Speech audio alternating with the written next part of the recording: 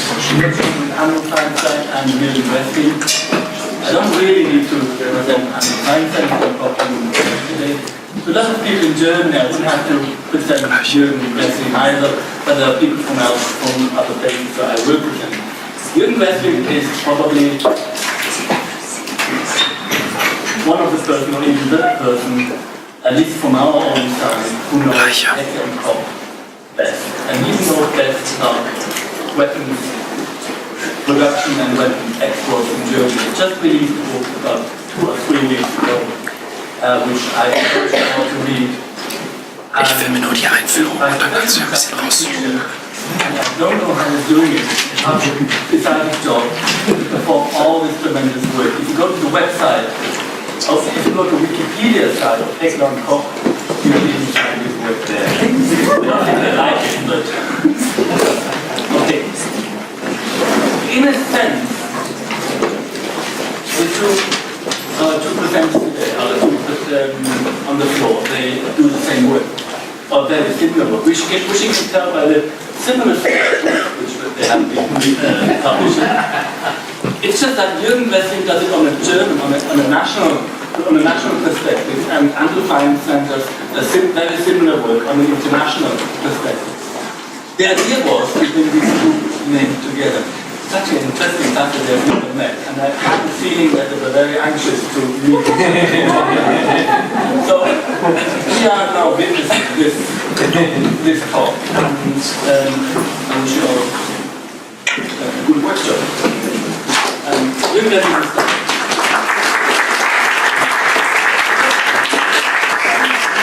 Good morning, all of you. They told me that there's a translator, but there isn't. So I start in English, and I hope it's okay to understand. I start with some companies, large weapons producer companies in Germany, and then we go to the small arms. Germany is number 3. Not here. Number 3, producing helicopters, battleships, tanks, and exporting all around. And it's number 3 by delivering small arms to other countries all around the world. This is a new perspective to say, don't only look at the victims of these companies, look at the people who are responsible for weapons exports. In politics, it's primarily chancellors, because we have an organization which is with 8 ministers and a chancellor, and they have meetings, and these meetings are not official, so you don't know what really happens in the countries all around the world. We sometimes get information 1 year later by the government, but they only say tanks, they don't say Leopard 2, they don't say G36 rifle, they say rifles like this, and they don't tell us it's maybe a military or a state or what else. Get the weapons, they only say Saudi Arabia, for example. Mr. Kohl has been 16 years the Chancellor, and he is number 1 in exporting weapons, allowed to exporting weapons all around the world. In the back you see Defense Minister Stoltenberg, he retreated because of delivering illegal tanks to Turkey. This is the next Chancellor you know, Gerhard Schröder, SPD, so the Democrat. He has a lot of good friends all around the world. Some are from other governments, some are dictatorships. Mr. Gaddafi in Libya, and the SPD and the Green Party started again to deliver weapons. 2004, dictatorship in Libya. Mr. Fischer is told to be a peaceman all around the world, with peace negotiations all around the world. And this book, the Black List, I published an interview of another minister, Minister of Justice, and she said Mr. Fischer was next to Schröder responsible for a lot of weapons exporting all around the world to countries which are in war, in civil wars or dictatorship. our topical Chancellor, Angela Merkel. If she's journeying all around the world, oftentimes there are other ministers with her, and there are the chairman of companies, especially chairman of weapons producing. This is Saudi Arabia. This is a list from the church. We call it GKKE-Bericht, means facts all around produced, published all the year, one time a year, and this is a list of all the states it's not allowed to deliver because the human rights situation is extraordinarily terrible. So you see Egypt, Algeria, India, Indonesia, Iraq, Israel, Colombia, Libya, Morocco, Pakistan, and so on. These are all states getting German weapons, legal, in a legal way, German weapons. And it's typical for Germany that we are delivering weapons to India and to Pakistan, to Turkey and to Greece and so on, which are countries who have had wars for enemy countries. This is the Eurofighter in the export version, it's called Typhoon. It's delivered about 72 Typhoons to Saudi Arabia now. This is one of the great deals with Saudi Arabia. We have a lot of I'm a capitalist because I have 3 shares. I own 3 shares. One share is in the EADS, second largely producing company. One is from Daimler because it's part of the EADS. Sobald es eine kleine Unterbrechung gibt. And one is of the German bank, because the German bank is the largest bank supporting, helping weapons producers and weapons exporters. So I have been in Amsterdam. This is the annual meeting of EADS in Amsterdam, and what you see is after the annual meeting we are eating and drinking and feeling fine because the dividend is very low, and in the background you see a photo of the largest producer and exporter of civil and military helicopters. It's the EADS. So the next large project, the A400M. Nobody can tell Germany and other countries have no money. It's the most expensive project in Europe for the next 10 or 20 or 30 years. And you see a lot of countries here involved in the project. For example, Malaysia. Malaysia is a country with they hurt the human rights in an extraordinary way.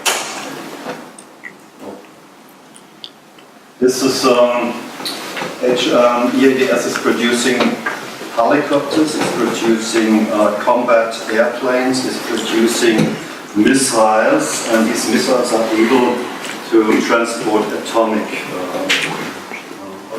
weapons. Warheads, yeah. So the warhead is not from EADS, but the rocket is from EADS. You know the drone disaster we have in Germany? It's not allowed for the drones. Europe obviously not allowed to fly over Europe. That's good information, that's the decision. But the problem is, the decision yesterday or 2 days before was that the German government said we need 16 combat drones now. It's crazy because it's not allowed to fly over Europe. But it's allowed to fly over Iraq or Afghanistan and so on. Maybe it's not allowed, but they do. So this is Mercedes. Mercedes is one of the largest producers of military vehicles all around the world. A lot of examples I could show. This is one in the Russia-Georgia war. We have Mercedes Actros called. This is Actros. You see the star of Mercedes. And this is from Israel, a weapon system.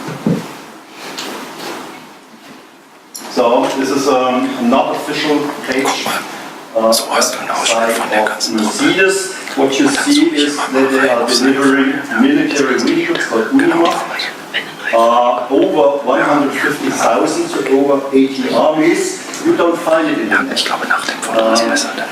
What you see is where they deliver the vehicles, all military, Syria, Libya, Cuba, Iraq, Pakistan, Saudi Arabia, and so on. You know these countries, and I don't have to tell more stories about them. This is the chairman of Daimler. he loves me very well. I him too. We would not marry. So this is leopard. It's about 5,000 leopard 1 and 2 tanks. 5,000 are exported all around the world from Germany. It's one of the best tanks the military said, and it's a special version to deliver this version to Saudi Arabia. It's not done, but Saudi Arabia want to have these tanks. This is Mr. Eberhard. He is responsible with Mr. Haun. He is responsible for the production and then maybe for the export to Saudi Arabia. Germany makes many gifts to the world. One is submarines to Israel. These submarines, the first 3 are a gift. We all paid it from Germany because Israel don't have to pay money for it. But the submarine, this is in front of Haifa. The first 3 are a gift. The 4th, the 5th are now delivered to Israel. And there's a treaty between the 2 defense ministers to say there must be, or there will be, a 6th submarine boat. This is a very great problem because these submarines are able to transport atomic weapons. This is German bank. A long time the chairman has been Mr. Ackermann. Maybe you know it with his sign. The Germans know. Yes. Oh yeah, you are right. Victory. Victory means we are very, very successful on the market.